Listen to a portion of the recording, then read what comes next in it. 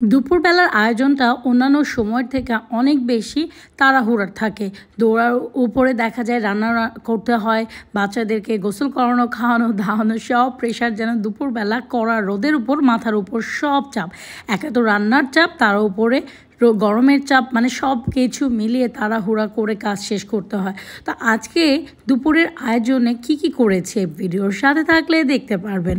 তো আজকে তো প্রথমে দেখিয়ে নিলাম, প্রথমে আমি বসে নিচ্ছিলাম এদিকে কলমি শাক, আর আমি একসাথে পুরো সারাদিনের আয়োজন করে ফেলি। ভাই রে ভাই, যেই গরম, আবার রাতের বেলার জন্য রান্না করব, এটা তো একেবারেই অসম্ভব। কারণ আমার কাছে মনে হয় মানে এটা খুবই কষ্টকর একটা জিনিস, 2-3 বেলা রান্না করা। সকালবেলা নাস্তা রুটি তো 2-3 দিনের জন্য বানিয়ে রাখি, কিন্তু তারপরও রুটি ছাঁকো, চা বানাও, মানে কোনো না রুটির সাথে কোনো কিছু খাওয়ার জন্য বানাও, মানে কত চুলোর সামনে মানে সারাক্ষণ থাকা খুবই কষ্টের। আবার রাতের বেলা, আর আমার ছেলেদের জন্য বিকেলের নাস্তাতেও কিছু না কিছু করতেই হয়, তো কতবার আমাকে চুলার সামনে যাওয়া লাগে। তো যাই হোক, এদিকে কলমি শাক কিন্তু কথা বলতে বলতে বসিয়েই ফেলেছি। পেঁয়াজ কুচি, রসুন কুচি আর কাঁচামরিচ। নর্মালি আমি কলমি শাক একটু হালকা সেদ্ধ করে নিই লবণ দিয়ে, কিন্তু ওই যে তাড়াহুড়া করছিলাম যে কত দ্রুত রান্নাটা শেষ করব, কারণ সেদিন আমি বাইরে যাচ্ছিলাম, বাইরে যাব বলে একবারে রান্নাটা করে ফেলছিলাম তাড়াহুড়া করে। তো এদিকে তাড়াহুড়া করে রান্না করতে করতেই যা মানে যতটুকু পেরেছি সব কিছু একসাথে প্রিপারেশন নিয়ে নিয়েছি।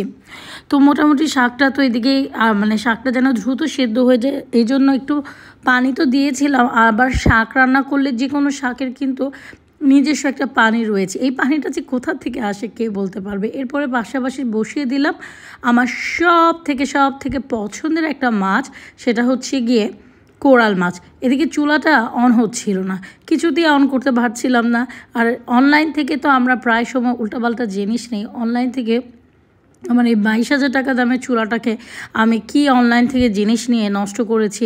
চুলাটাকে দেখলে আমার এত কষ্ট লাগে, মানে দেখা গিয়েছে বিভিন্ন জায়গায় জং পড়ে গিয়েছে ওই কেমিক্যালটা ইউজ করার কারণে। তো যাই হোক, এখানে কিন্তু কথা বলতে বলতে মাছ বসিয়ে ফেলছি। তো পেঁয়াজ কুচি, রসুন বাটা, একটু আদা বাটা চাইলে দিতে পারেন, আর না দিলে না দিতে পারেন। হলুদের গুঁড়ো, মরিচের গুঁড়ো আর জিরার গুঁড়ো। অবশ্যই যেহেতু কোরাল মাছ রান্না করব, সামুদ্রিক মাছে কিন্তু লবণটা লক্ষ্য করে দিতে হবে। আর এই জিরাটা না দিলে দেখা যাচ্ছে যে সামুদ্রিক মাছের একটা নিজস্ব স্মেল আছে, যেটা কিনা হয়তো অনেকের পছন্দ, আবার হয়তো অনেকের অপছন্দ। আর যারা অপছন্দ করে তাদের লিস্টে কিন্তু জিরাটা দিতেই হবে। আমি কিন্তু কথা বলতে বলতে লবণ কিন্তু 2বার দিয়ে দিয়েছি। আসলে মাঝে মাঝে এমন কাজ করি, তারপর এত ভয়ে রান্না করছিলাম যে আল্লাহ, আমি লবণটা 2বার দিয়েছি, লবণটা কি বেশি হয়?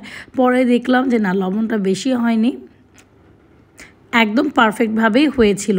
আর সবথেকে বড় কথা, কিছু মাছ আছে ছোট টুকরো করলে ভালো লাগে না। এর মধ্যে মনে হচ্ছিল যেন কোরাল মাছ একটা, যে মাছটাকে ছোট করে রান্না করলে ভালো লাগবে না, আর এই মাছটাকে কষিয়ে রান্না করলেও ভালো লাগবে না। অবশ্যই মাছটাকে ভাজা করে রান্না করলে ভাল লাগবে। ওই যে আমার সময় নেই, কি করব এখন, এই জন্য তাড়াহুড়া করে একবারে বসিয়ে দিয়েছি যেন একদম মাখা করে রান্না করবো। এই যে মাখা হয়ে গিয়েছে, আর ধনেপাতাও দিয়ে দিয়েছি। আর বিকালের নাস্তায় রান্না করেছিলাম দুধ সেমাই। আমার বাচ্চাদের অনেক পছন্দ। আচ্ছা, দুধ সেমাই বলতে আবার কোন সেমাই বুঝছেন আপনারা বলেন তো? এটা হচ্ছে গিয়ে লাচ্ছা সেমাই। ইয়াস, আমি কিন্তু অন্য কোনো সেমাইয়ের কথা বলছি না, কারণ সেমাই তো 2 ধরনের। তো এটা হচ্ছে গিয়ে লাচ্ছা সেমাই, এই যে লাচ্ছা সেমাইয়ের প্যাকেট।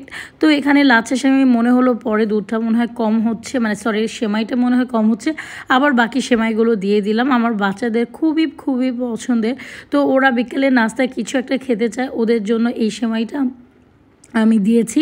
তো এই যে এইভাবে করে আগে দিয়েছিলাম, সেটাও আপনাদের সাথে দেখালাম। এবং এইভাবে করে মানে প্রথমে দুধের উপরে যে সেমাইটা দিই, একটু গরম দুধে এই সেমাইটা দিতে হবে, তারপর সুন্দরভাবে পরিবেশন করলাম। কারণ আমার বাচ্চারা যখন কোনো খাবার মানে বানাই, সেটা যদি দেখতে ভালো না হয় তাহলে ওরা জীবনেও খাবে না। ওদের জন্য হলেও আমাকে এই খাবারগুলোতে একটু সুন্দর করে পরিবেশন করতে হয়। আর ওরা কিশমিশ তো অনেক পছন্দ করে, কিশমিশ দেখেই ওরা খুশি হয়ে যাচ্ছিল।